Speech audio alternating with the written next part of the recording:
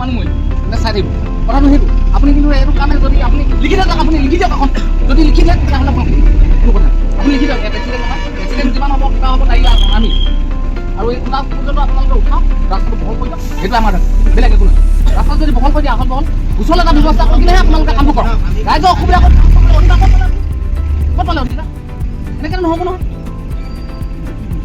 নহয় আপুনি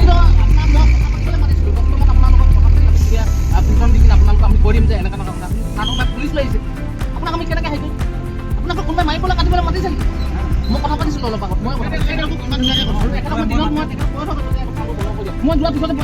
ये तस्वीर असम के पानीतोला से सामने आ रही है, जहां पहले से ही राष्ट्रीय राजमार्ग 37 की संकरी सड़क के कारण यातायात व्यवस्था चरमाई हुई है, लेकिन अब हालात और बिगड़ते नजर आ रहे हैं।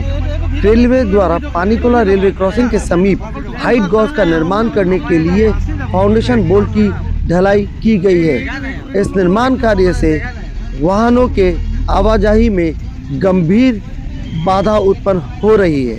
हालांकि रेलवे ने इस निर्माण के लिए PWD road Tinsukia sub division से एनओसी ली है। इस बाबत जब हमने पीडब्ल्यूडी रोड्स के एसडीओ जी सोनवाल से बात की तो उन्होंने हमें बताया कि रेलवे ने हाइट गॉज के लिए एनओसी ली है। इस पूरे मामले को लेकर जब मोजो न्यूज की टीम ने पीडब्ल्यूडी रोड्स के एसडीओ गिरीन सोनवाल से बात की तो उन्होंने बताया कि रेलवे लाइन का इलेक्ट्रिफिकेशन पूरा हो चुका है और इस रूट से 25,000 वोल्ट की हाई टेंशन ओवरहेड तारें गुजर रही है। ऐसे में यदि कोई ऊंची हाइट की गाड़ी इन तारों से के संपर्क में आ जाती है तो गंभीर हादसा हो सकता है, जिसमें जान माल का भारी नुकसान होने की आशंका है। इसी सुरक्षा कारणों को ध्यान में रखते हुए रेलवे द्वारा यहाँ हाइट गेज का निर्माण किया जा रहा है। लेकिन सवाल यही खत्म नहीं होता। एक तरफ रेलवे सुरक्षा का हवाला दे रही है तो दूसरी ओर इसी निर्माण के चलते आम जनता को रोजाना यातायात में भारी परेशानियों का सामना करना पड़ रहा है।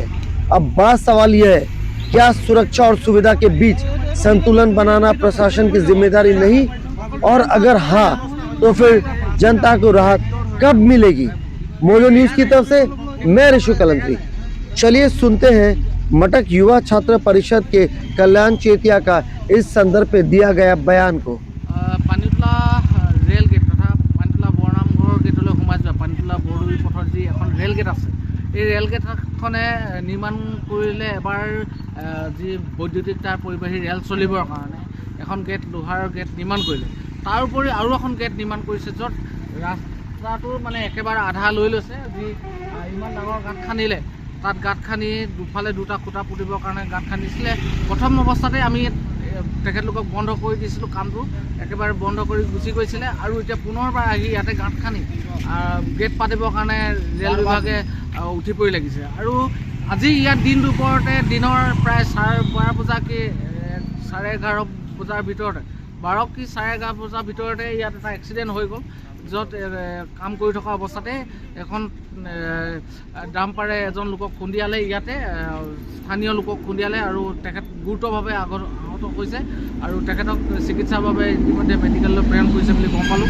আৰু বিশেষ হ'ল যে এই ৰাস্তাটোৰ এইটো পাৰৰ পৰা বেছি দূৰ নহয়, এটা ছাইড আধা যিটো দুখন ক্ৰছ কৰিবৰ কাৰণে যায়, এখন ক্ৰছ কৰা জেগা আধা অংশতকৈ অধিক ৰেল বিভাগে খুঁটাৰে লৈ লৈছে আৰু ইয়াক আমি তীব্ৰ বিৰোধিতা কৰিছোঁ। আৰু এই যি খুঁটা খান্দি এতিয়া খুঁটা তৰিবলৈ লৈছে, এই গাঁতসমূহ পুতি থৈ যাব বাবে তেখেতলোকক আমি সকীয়াই দিলোঁ আৰু যিটো খুঁটা বনি আছিলে সেইটোকো ভাঙি লৈ যাব বাবে অতি শীঘ্ৰে ৰেল বিভাগক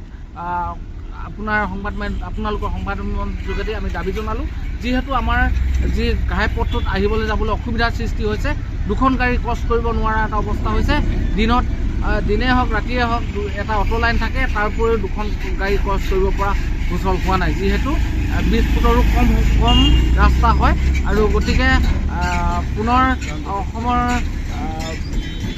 যি গড় কাটপানী বিভাগ আছে তেখেতসকলকো অনুৰোধ জনাইছোঁ, মাননীয় মুখ্যমন্ত্ৰীকো অনুৰোধ জনাইছোঁ আৰু যি যান বাহন পৰিবহণ বিভাগ আছে তেখেতলোকলৈ অনুৰোধ জনাইছোঁ। আৰু আমাৰ এই ঠেক হোৱাত যান জঁট বহুতখিনি হ'ব, বহুতৰ দুৰ্ঘটনা হ'ব। গতিকে এই কামটো আমি সফল হ'বৰ বাবে আমি সদৌ সমৰ্থক যুৱ ছাত্ৰ পৰিষদ তিনিচুকীয়া জিলা জিলা সমিতি তথা আঞ্চলিক সমিতিৰ তৰফৰ পৰা আমি বিনম্ৰভাৱে অনুৰোধ জনাইছোঁ তেখেতলোকৰ কামটো বন্ধ কৰিব